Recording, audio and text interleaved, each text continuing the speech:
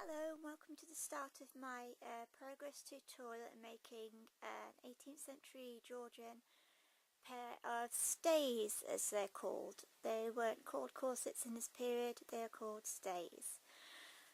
I've just got a couple of pictures here just to show you some of the ideas that I'm going to go along with. There are literally hundreds and hundreds of pictures out there, various different ones, but they all seem to follow the same sort of narrow shape. To help me start, I use the Jean Henniset costume book for 1500s to 1800s. Because she puts all her patterns on a grid system, I find it's much more easier to scale up. So at the starting point, I started with these particular pattern pieces. But my stays are going to be fully boned, but in this book they're only partly boned.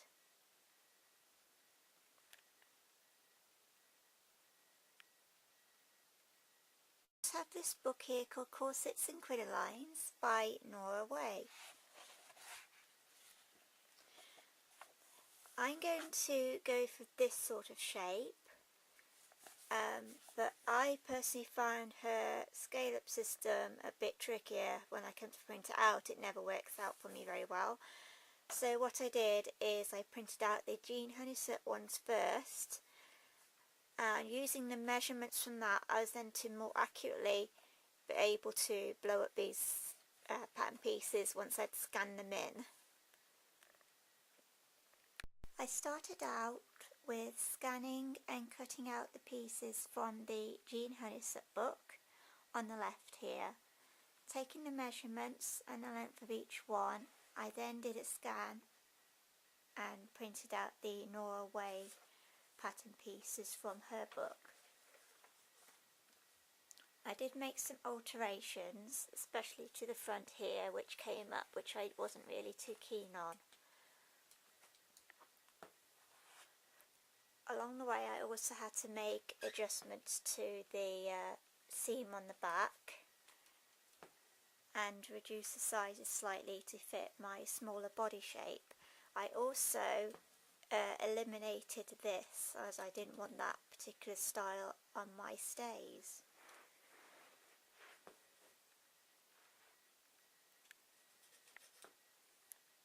You can see just along here how the pattern pieces started out, and instead of it going up in that bump shape, I then curve that down. I've also altered this on the side back.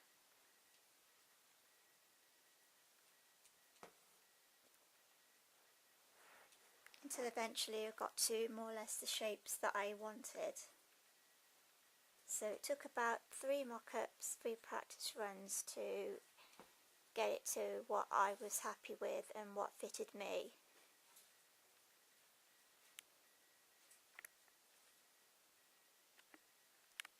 I then went ahead and did another practice run, so this would be the 3rd one that I did, and I boned it just using these tie wraps, just for a practice run to see how the whole thing would look, but I only did half a side just to give me an idea.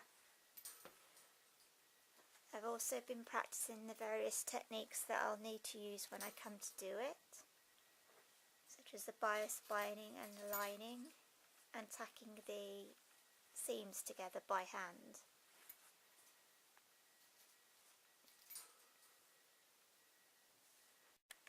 These here will be my final pattern pieces that I'm going to use for my stays.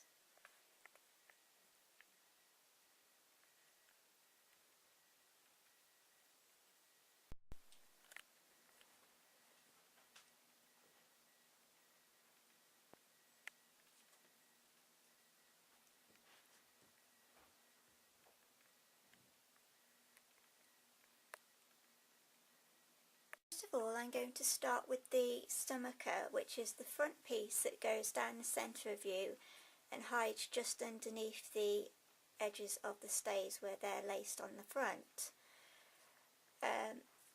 I've put 1.5 cm seam allowance all the way around this, though I'm realise now I probably won't be needing the seam allowance at the top, so I might take that off, but we'll see. And I probably won't at the bottom because I'm going to bias bind around the bottom and the top only.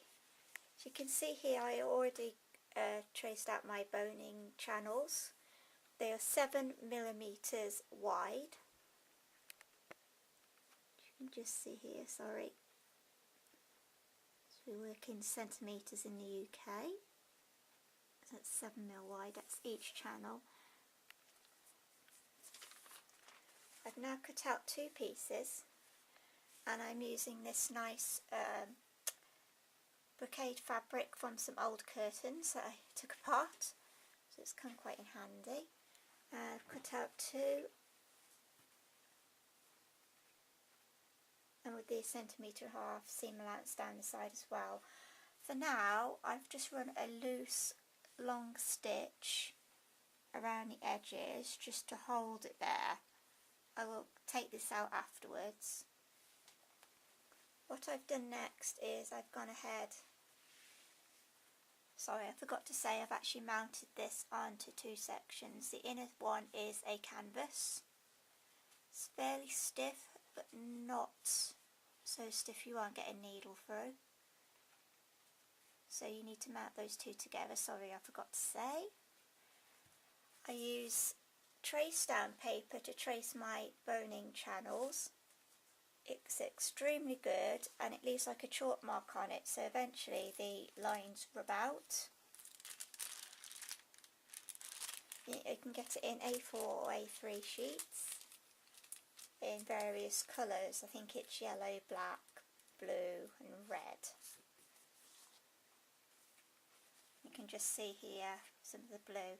I've actually gone over them in pencil myself, some of the lines which didn't quite come through as well. But it's all going to be lined anyway, so, and it's on the inside, so I'm not particularly bothered. But as this is my first time, I want to make sure they're all marked pretty clearly. So now what I need to do is go and run sewing lines down here to make my channels. Okay, before I actually go on, I'm just showing you here the quick mock-up that I've done earlier. I just want to quickly chat about the grain line issues. Now, I am no expert. This actually took me a bit of finding out myself and a lot of trial and error as to which way I'm supposed to be cutting these pieces. But what I did find out in the end, and some help from another helpful lady on YouTube, thank you very much, is you don't really want the pieces to be on the bias because then you get stretch. You want the grain line on all your pieces to be facing up, which makes it a lot stronger. Obviously when it's on the body you can see that this piece here, your stomacher would be in the middle, and then this piece here is obviously going to be sitting this way round. So I'll just show you here as an example on this piece of gingham, which has conveniently got some, it's squared fabric obviously, so made it a lot more helpful to try and explain this. So, well, we'll start with what I've labelled piece number 2. At first, I cut this piece, which is this one here, I call piece number 1. I cut it totally on the straight, so you can see that the direction of the grain lines is basically straight up and straight across. The trouble this is then, this is not how it goes on. You then have to put it in like this, and then you will start getting, you will start getting stretch. When that happens, when you actually put it on the way that it's supposed to sit on the body. So now your grain line is going off in that direction, as you can see. So, I mean, I'll put this all on my website anyway, and I'll mark them all for you to see. You basically put the pieces on how they would look when the whole thing is finished, if that makes any sense. So as this piece would go in like this, you need to cut it with your grain line going up and put the piece at the angle that it's supposed to go in when you make it. Sorry, that's a bit long-winded. I'm not very good at short explanations, but as said, it will all be on my website, all these pattern pieces, and I'll mark on each one how I've done it. I'm not saying it's absolutely correct, but obviously you want the strength of the grain line going up and down to make it stronger. You want your stays to be strong, you don't want them to stretch. So whatever you do, don't think that you've got a line. You say you do not line that straight edge up, and neither do you line, would you line that edge up straight and then cut it, because again you have the same issues. Okay, I shall move on. Next I'm going to start threading my boning through my channels. I'm using this new German factory made synthetic whalebone. Mine is 5mm wide. My channels I did were 7mm, so but I saw it recommended on the site to give this a flat iron, so I'm going to try that and see how it goes. This plastic boning is a lot different from the other types of plastic boning that have previously been available. This is actually a little bit stronger, so I got a sample and I thought I'd give it a go.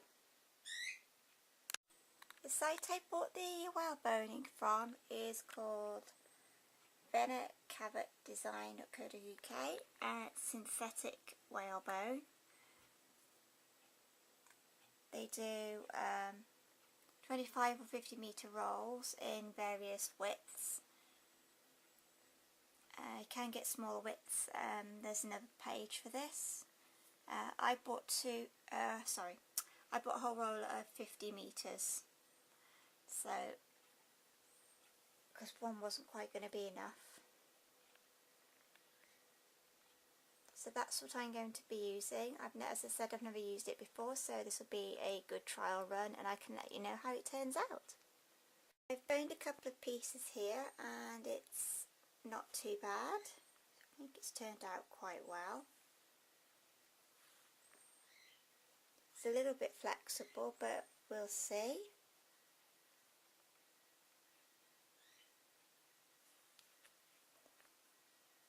Some of these I've actually shaped to the shapes of the channels, but you can't really push it all the way because then you risk sort of tearing through the stitching. But as I say, it's my first time ever doing this, so I'm not saying it's absolutely correct.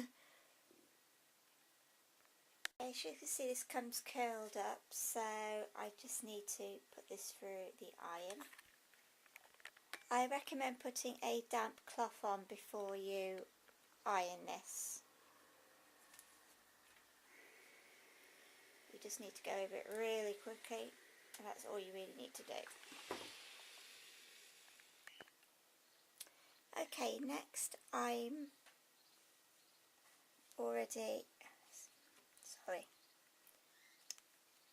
going to cut my boning. I'm doing this as I go. So I'm just lining it up to more or less as far as it will go, and then just make a mark at the top there and cut it at that angle. Want to give it another iron, still be a bit curly. There we go, we're going a bit straighter now. It might take a couple of attempts, just got to be very careful because otherwise you might melt it. Okay.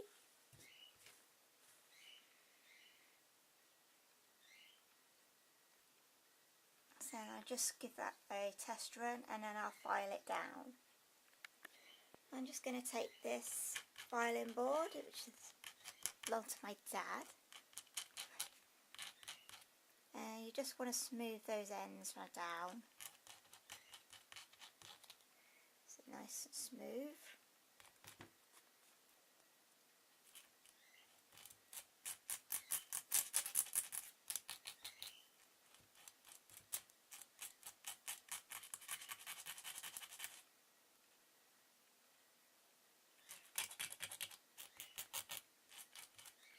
Okay, next I'm going to start threading that boning through. Just see it going through there, being very careful. I just like to go to the other side, just give it another little push.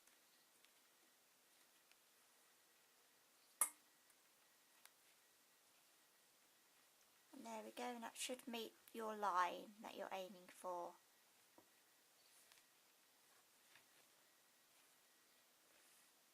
I'm just going to go ahead and do all the others in the same sort of way, and I'll show you what the piece looks like when it's finished. Okay, I'm just quickly showing here the tassets that I'm doing on the bottom here. As you can see at this point, I've not actually cut them out. I just felt it was a more stable option to actually keep them all in place for now. That's why I've added extra along the bottom, and I've just run a sewing line here. That's just for my benefit. I'm cutting my pieces to more or less the shape of the channels, but I'm just cutting mine a little bit shorter to allow for the bias binding that will eventually go on. As before, just make sure you really follow those down. I've actually cut that point off so it's not too sharp, because my concern was that if it's too sharp, then it's actually going to cut through your stitching. But I tried it with a flat edge, and you can't push it all the way to the ends, and then it ends up looking a bit odd. So I've gone for this option to actually cut them to the shape. As I say, just at that little bit shorter so it allows for the bias binding. Okay, I've now finished boning my stays, including the tassets. I have in places left the boning a bit longer than I needed, just in case, because I wanted to do a trial fit first, just to make sure that I'm pretty happy with them.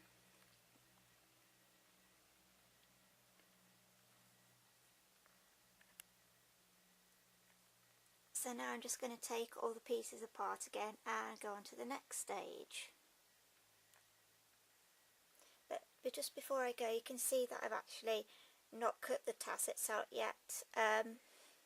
Well, two reasons: because this fabric likes to fray a lot and I just thought it'd help when I come to do the bias binding.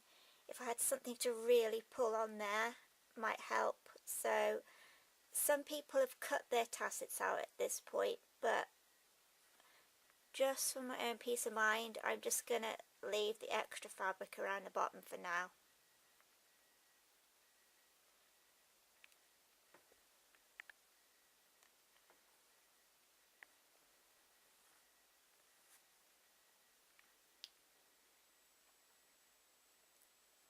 The first thing that I'm going to do with my pieces is on the inside where I had the canvas, is I've cut it back about half the width all the way around. That's just to make it easier to turn under, so I don't have two thick pieces, which is what I'm going to be doing in a minute. We'll just be turning that edge under, sorry. Helps if I actually film the thing, doesn't it? So it'll look nice and neat. And you can, if you want to, leave that extra layer, but it'll make it really hard to turn under. This is just making it that little bit easier. Next I'm going to be whip stitching these edges down, and I'll show you that in a moment. Okay, first of all I'm just going to grab a little bit of the canvas underneath and come up through the top of the outer fabric that's been turned on. This canvas is a little bit tricky at times. Basically I'm just leaving probably half a centimetre, grabbing a little piece, making sure that you don't go through to the other side. You're just literally picking up a tiny piece and then coming through.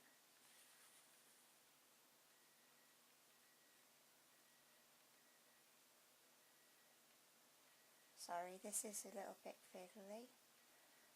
And again, just pick up some of the inner fabric and come through. I probably can't see that because it's a matching colour, but you kind of got a diagonal look to your stitching. Try and show you better on this other piece.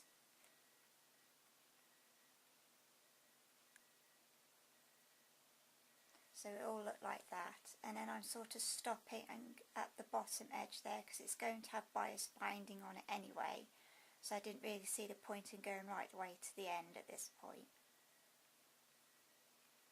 I forgot to mention, to do my stitching I'm using this top stitching thread, again in a matching colour. It's slightly thicker than ordinary thread, but it's still thin enough that it will go through an average eye on your needle.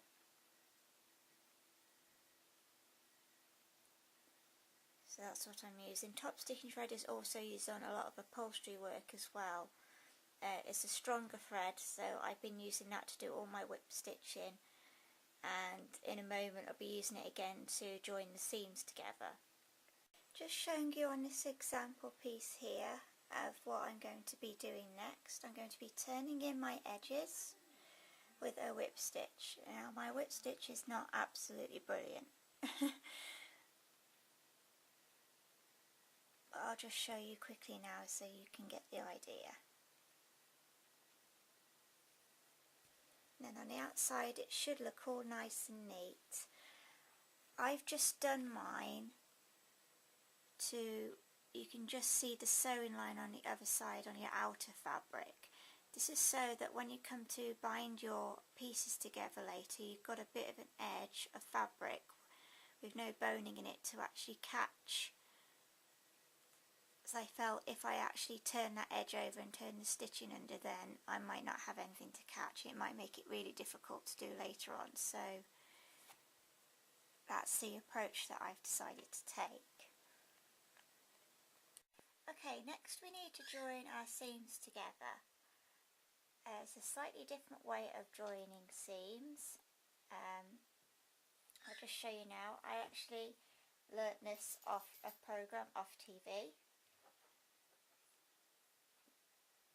And what they did is, you can see I've already started here at the top. They went in a little bit and then they went out the other side. And then they did the same again, just a few millimetres away, just catching a bit of that edge and then going into the other side.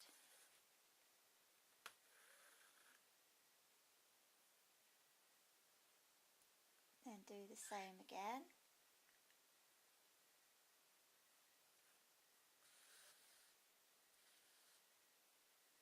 Like so, just holding the two pieces together.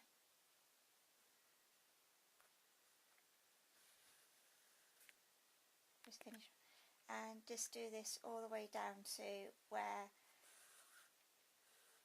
your split is going to be for your tassets.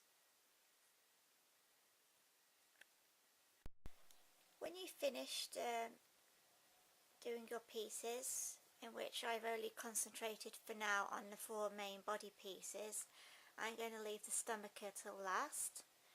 It should look like this when you're done.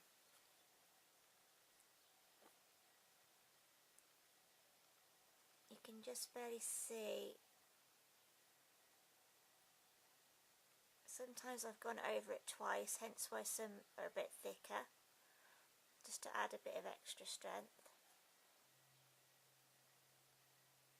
In some places I've done it so well, sorry, it's a bit hard to see anything at all.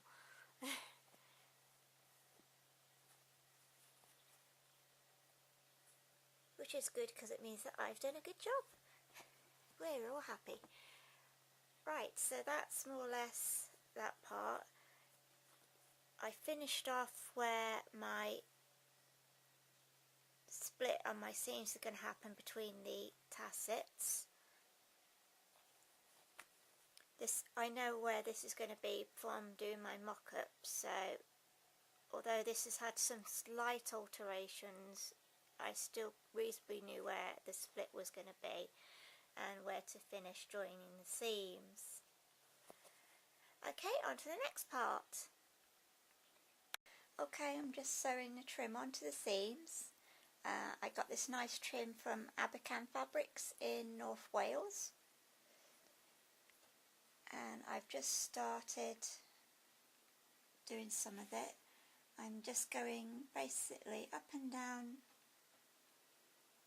between it to sew it through, and every now and then I'm going back one stitch just to hold it on a bit tighter.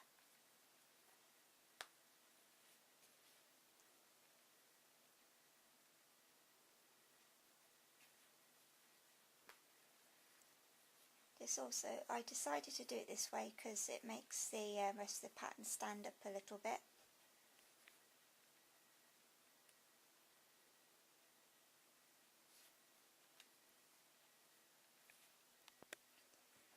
Okay, I've now finished sewing on the trim, and I've just pulled it through to the back here and anchored it down with quite a few stitches.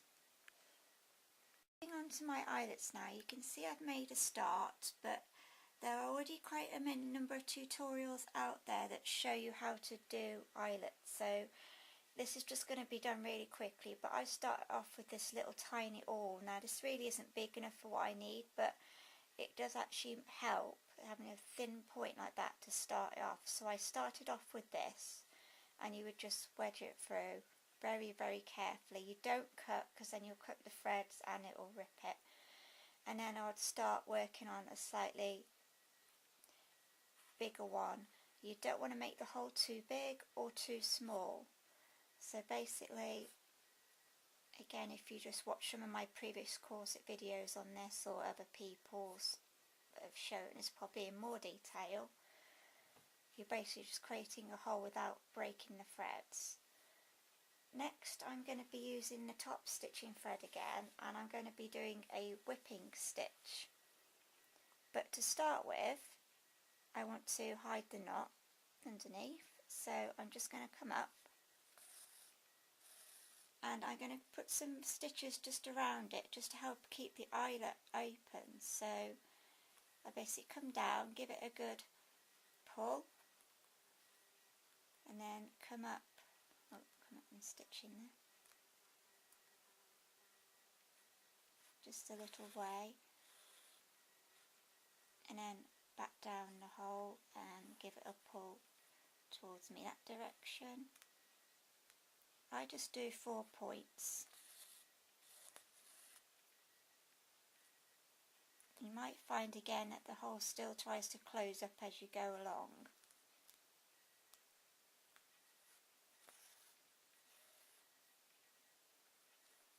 So you might still need to, just holding my thread there, just give it another poke. Now I'm holding this tight over here where I finished off, excuse me.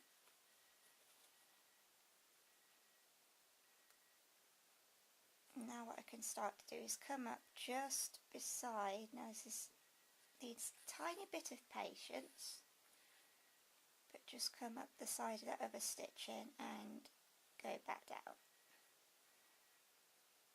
Hold it tight underneath. I'm actually holding it tight with my fingers there underneath in the direction that it's going as I'll go around, which can be slightly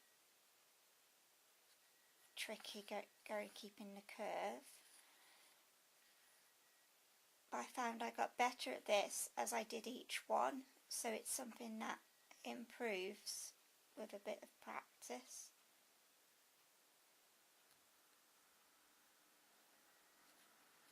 So you're coming up literally just next to where that last stitch was, pulling it tight, then going back down, pulling it in the direction that you're going.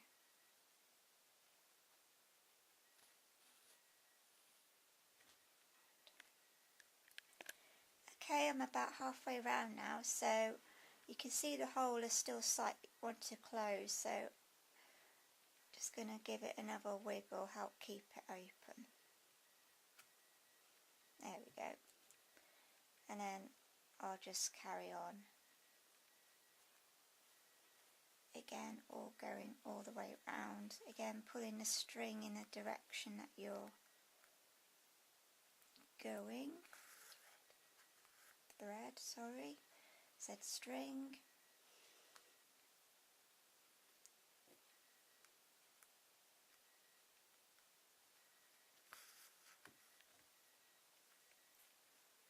Then just carry on that all the way around to your finishing point, and then just tie it off on the back.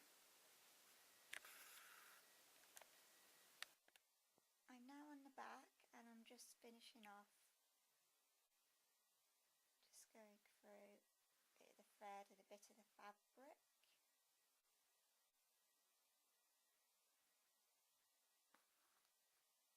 It's quite strong thread, so it really doesn't need to go over it too many times. And there we go. And if you want to, again, you can just use your tool just to open it up a little bit. It's actually quite strong once you've done this. I was actually amazed how strong it was, but it works really well.